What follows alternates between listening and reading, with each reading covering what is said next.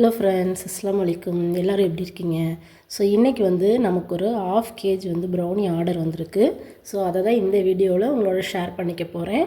அதுக்கப்புறம் பார்த்திங்கன்னா ப்ரௌனி வந்து இன்னும் நிறைய பேருக்கு வந்து எப்படி செய்யணும் அப்படிங்கிறத சின்ன சின்ன டவுட் இருக்குது. ஸோ இந்த வீடியோவில் நான் கிளியராக ஸ்டெப் பை ஸ்டெப்பாக வந்து எப்படி வந்து ப்ரௌனி வந்து ப்ரிப்பேர் பண்ணணும் அப்படின்னு கிளியராக சொல்லியிருக்கேன். ஸோ வீடியோவை முழுசாக நீங்கள் ஸ்கிப் பண்ணாமல் பாருங்கள், அப்போ தான் உங்களுக்கு புரியும்.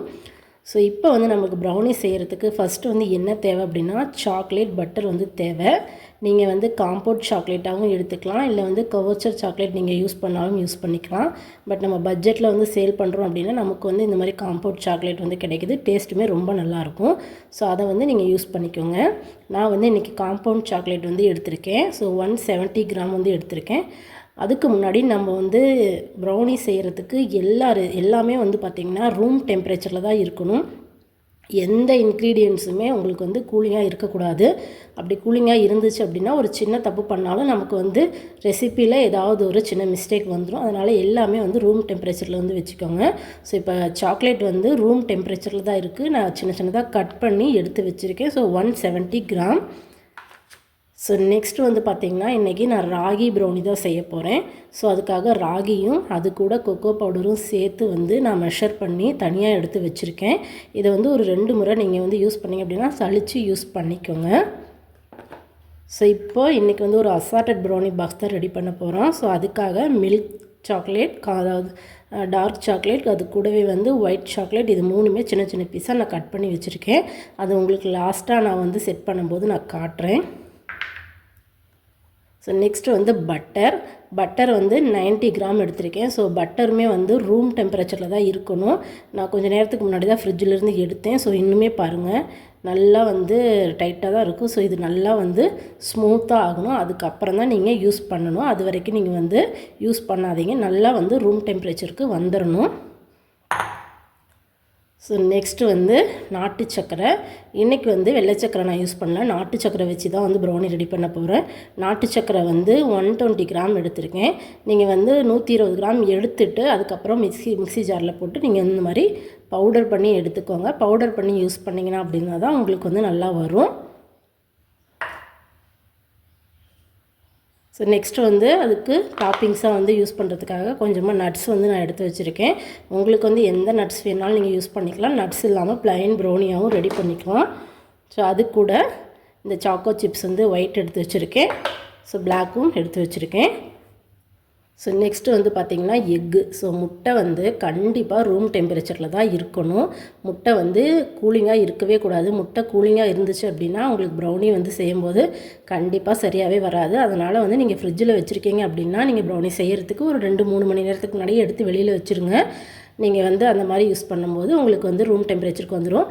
இல்லை நீங்கள் அர்ஜெண்ட்டாக வந்து செய்யணும் அப்படின்னா இந்த மாதிரி முட்டை வந்து ஃப்ரிட்ஜில் வச்சுருக்கேன், அர்ஜெண்ட்டாக நான் வந்து செய்யணும் அப்படின்னா முட்டையை எடுத்துகிட்டு நீங்கள் வந்து வார்ம் வாட்டராக, ரொம்ப கொதிக்கிற தண்ணி இல்லை, நல்லா வார்ம் வாட்டராக ஹீட் வாட்டரை வச்சுட்டு அதில் வந்து இந்த முட்டையை வந்து போட்டு ஒரு 2 நிமிஷம் அப்படியே வச்சுட்டு நீங்கள் எடுத்துருங்க. ரொம்ப நேரம் வைக்கக்கூடாது, முட்டை வந்து பாயில் ஆகிடும். தண்ணி கொதிக்கிற தண்ணியாகவும் இருக்கக்கூடாது, வார்ம் வாட்டராக இருக்கணும். ஸோ அந்த மாதிரி வந்து போட்டு ஒரு 2 நிமிஷம் வச்சுட்டு அதுக்கப்புறம் ஒரு டிஷ்யூ வச்சு நல்லா வந்து நீங்கள் தொடச்சிட்டு தண்ணி இல்லாமல் அதுக்கப்புறம் வந்து இந்த முட்டையை நீங்கள் வந்து உடனே வந்து யூஸ் பண்ணிக்கலாம். ஸோ சாக்லேட்டுமே வந்து ஃப்ரிட்ஜில் வச்சுருக்கேன், நான் வந்து உடனே யூஸ் பண்ணணும் அப்படின்னு நீங்கள் நினச்சிங்கன்னா சாக்லேட்டு வந்து இந்த மாதிரி பேக்கெட்டாகவே எடுத்துக்கோங்க. பேக்கெட்டாக எடுத்துட்டு தண்ணி வந்து ஒரு பாத்திரத்தில் நீங்கள் ஹீட் பண்ணுறீங்க அப்படின்னா அதுக்கு மேலே ஒரு பிளேட் வச்சுட்டு நீங்கள் வந்து ஸ்டவ் வந்து நல்லா தண்ணி கொதிச்சதுக்கப்புறம் மேலே பிளேட் வச்சுட்டு ஆஃப் பண்ணிடுங்க. ஆஃப் பண்ணிவிட்டு அந்த சாக்லேட் வந்து நீங்கள் கவரோட ஒரு லப்பர் பேண்ட் போட்டு அப்படியே அது மேலே வச்சுட்டிங்க அப்படின்னா நீங்கள் வந்து அந்த கவரை வந்து இப்படி திருப்பி வைங்க. உங்களுக்கு ஸோ இந்த மாதிரி வந்து பார்த்திங்கன்னா சாக்லேட் வந்து ரூம் டெம்பரேச்சரில் இல்லை, ஃப்ரிட்ஜில் வச்சு யூஸ் பண்ணுறீங்க, இன்ஸ்டண்ட்டாக யூஸ் பண்ணணும் அப்படின்னா நீங்கள் வந்து அந்த கவரை எடுத்து இந்த மாதிரி நல்லா வந்து ஒரு லப்பர் பேண்ட் போட்டு நீங்கள் வந்து நல்லா க்ளோஸ் பண்ணிடுங்க. க்ளோஸ் பண்ணிவிட்டு ஒரு பாத்திரத்து மேலே இந்த மாதிரி வச்சு நீங்கள் தண்ணி இருக்குது அப்படின்னா மேலே பிளேட் வச்சு அதை வந்து நீங்கள் ஒரு 10 நிமிஷம் வச்சுருந்தீங்க, இப்படி நல்லா ரொட்டேட் பண்ணி ஒரு 10 நிமிஷம் வச்சுருந்தீங்க அப்படின்னா உங்களுக்கு சீக்கிரம் செய்யணும் அர்ஜென்ட் அப்படின்னா அந்த மாதிரி நீங்கள் யூஸ் பண்ணி பாருங்கள். சாக்லேட் வந்து நல்லா மெல்ட் ஆகி ரூம் டெம்பரேச்சருக்கு வந்துடும். அதுக்கப்புறம் நீங்கள் வந்து யூஸ் பண்ணுங்கள். கூலிங்காக இருக்கும்போது கண்டிப்பாக யூஸ் பண்ணாதீங்க. ஸோ நான் வந்து என்ன சாக்லேட் யூஸ் பண்ணுறேன் அப்படின்னா அந்த பேக்கர்ஸ்லால் இந்த பிராண்டு தான் நான் வந்து யூஸ் பண்ணிகிட்ருக்கேன். நான் வந்து மோட் பிராண்டும் இந்த பிராண்டும் யூஸ் பண்ணுவேன். ஸோ இதுவுமே வந்து நல்லாயிருக்கு. ஸோ இதில் தான் வந்து பார்த்திங்கன்னா நான் வந்து மில்க் டார்க் ஒயிட் இது எல்லா ஃப்ளேவரும் இப்போ வந்து நான் யூஸ் பண்ணிகிட்ருக்கேன். ஸோ இந்த பிராண்டுமே நல்லாயிருக்கு. நெக்ஸ்ட்டு வந்து இன்னொன்று நான் சொல்லிக்கிறேன்.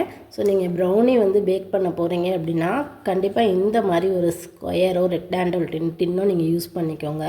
நீங்கள் வந்து ரவுண்ட் டின்னில் யூஸ் பண்ணிங்க அப்படின்னா உங்களுக்கு வந்து ப்ரௌனி வந்து சரியாக வராது. அதுவுமே யூஸ் பண்ணலாம். பட் நீங்கள் வந்து ஒரு சேலுக்கு வந்து செஞ்சு கொடுக்குறீங்க அப்படின்னா இந்த மாதிரி நீங்கள் வந்து ஒரு ஸ்கொயர் டின் யூஸ் பண்ணும்போது தான் உங்களுக்கு வந்து ப்ரௌனி வந்து பீஸ் போடுறதுக்கு வந்து கரெக்டாக இருக்கும். நீங்கள் ரவுண்ட் டின்னில் வந்து பேக் பண்ணிங்க அப்படின்னா நமக்கு வந்து பீஸ் போடுறதுக்கு வந்து அது கம்ஃபர்ட்டாக இருக்காது. ஸோ அதனால் வந்து இந்த மாதிரி ஒரு ஸ்கொயர் டின் வந்து ரெடி பண்ணிக்கோங்க. ஸோ இது வந்து பார்த்திங்கன்னா 8 இன்ச்சு. ஸோ 8 இன்ச்சில் வந்து நான் இப்போ 1/2 kg வந்து ரெடி பண்ண போகிறேன். ஸோ இதுலேயுமே வந்து 1 kg வரைக்குமே ரெடி பண்ணலாம். அது நல்லா ஹைட்டாக வரும் நமக்கு. ஸோ இதில் வந்து 8 இன்ச்சில் வந்து நீங்கள் எது உங்களுக்கு வேணுமோ அந்த மாதிரி நீங்கள் வந்து செலக்ட் பண்ணி வாங்கிக்கலாம். ப்ரௌனிக்கு வந்து இந்த மாதிரி கார்னர்ஸ்லாம் வந்து பார்த்திங்கன்னா நல்லா இந்த மாதிரி கார்னர்ஸ் வந்து இருக்கணும். ஸோ அந்த மாதிரி கார்னர்ஸ் உள்ளதாக நீங்கள் வந்து வாங்கிக்கோங்க. ஒரு சில ட்ரேஸ் எப்படி இருக்கும் அப்படின்னா இந்த கார்னர்ஸ் இல்லாமல் இருக்கும். ஸோ அந்த மாதிரி நம்ம வந்து வாங்கும்போது நமக்கு வந்து கார்னர்ஸ்லாம் சரியாக வராது. அது ஒரு மாதிரி இருக்கும். அதனால் வந்து ப்ரௌனிக்கு வந்து நீங்கள் வந்து வாங்குறீங்க அப்படின்னா இந்த மாதிரி ஒரு டின் வந்து வாங்கிக்கோங்க. அதை வந்து யூஸ்ஃபுல்லாக இருக்கும். ஸோ இதிலே வந்து பார்த்திங்கன்னா சின்னது இருக்குது, இதோட பெருசாக இருக்குது. ஸோ எப்படி வேணாலும் நம்ம வந்து செலக்ட் பண்ணி வாங்கிக்கலாம். ஸோ நெக்ஸ்ட்டு வந்து பார்த்திங்கன்னா நம்ம யூஸ் பண்ணுற வாட்டர். ஸோ எப்படி வந்து நம்ம வந்து சாக்லேட்டையும் பட்டரையும் வந்து டபுள் பாயிலிங் பண்ணணும் அப்படிங்கிறத வந்து நான் சொல்கிறேன். நம்ம வந்து டைரெக்டாக வந்து ஸ்டவ்வில் வச்சு நீங்கள் வந்து பாயில் பண்ணும்போது அந்த மாதிரி சாக்லேட்டும் பட்டரும் வந்து ரொம்ப ஓவராக மெல்ட் ஆகிடுச்சு அப்படின்னாலும் அந்த பட்டர் வந்து திரிஞ்சு வந்துடுற மாதிரி ஆயிரும். சாக்லேட் வந்து ரொம்ப ஒரு மாதிரி கசப்பான டேஸ்ட் வர மாதிரி ஆயிரும். ஸோ அதனால் வந்து ஸ்டவ் மேலே வச்சு நீங்கள் வந்து பாயில் பண்ணாதீங்க டபுள் பாயிலிங். இந்த மாதிரி தண்ணி வந்து நல்லா சூடு பண்ணி ஒரு பாத்திரத்தில் எடுத்து வச்சுக்கோங்க. வச்சுட்டு அதுக்கப்புறம் நீங்கள் வந்து கீழே வச்சு நீங்கள் டபுள் பாயிலிங் மெத்தடில் வந்து நீங்கள் மெல்ட் பண்ணி எடுங்க. நெக்ஸ்ட்டு வந்து நீங்கள் வந்து ஸ்டீல் பாத்திரம் யூஸ் பண்ணாலும் சரி, இந்த மாதிரி பவுல் யூஸ் பண்ணாலும் சரி, நீங்கள் தண்ணி வச்சுருக்கீங்க அப்படின்னா இந்த பவுலும் தண்ணியும் வந்து பார்த்திங்கன்னா டச் ஆகவே கூடாது. அந்த மாதிரி டச் ஆச்சுனாலும் வந்து நமக்கு மெல்ட் பண்ணுறதுல வந்து கொஞ்சம் சரியாக வராது. அதனால் வந்து தண்ணியில் வந்து இந்த பவுல் வந்து டச் ஆகாத மாதிரி பார்த்துக்கோங்க. அதுக்கப்புறம் நீங்கள் வந்து இந்த மாதிரி கண்ணாடி பவுல் யூஸ் பண்ணுறீங்க அப்படின்னா கண்டிப்பாக வந்து கண்ணாடி பவுல் வந்து தண்ணியில் படக்கூடாது. தண்ணியில் பட்டுச்சுன்னா அது அப்படியே வந்து உடஞ்சி போயிடும். ஸோ இந்த டிப்ஸ் எல்லாமே உங்களுக்கு கண்டிப்பாக யூஸ்ஃபுல்லாக இருக்கும்னு நினைக்கிறேன். நெக்ஸ்ட்டு வீடியோவில் இந்த ரெசிபி வந்து நான் ஷேர் பண்ணுறேன்.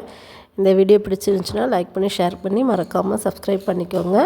ஸோ இதை கண்டினியூஷனாக நான் நெக்ஸ்ட் வீடியோவில் ஷேர் பண்ணுறேன். கண்டிப்பாக அதையுமே நீங்கள் பாருங்கள். தேங்க்யூ.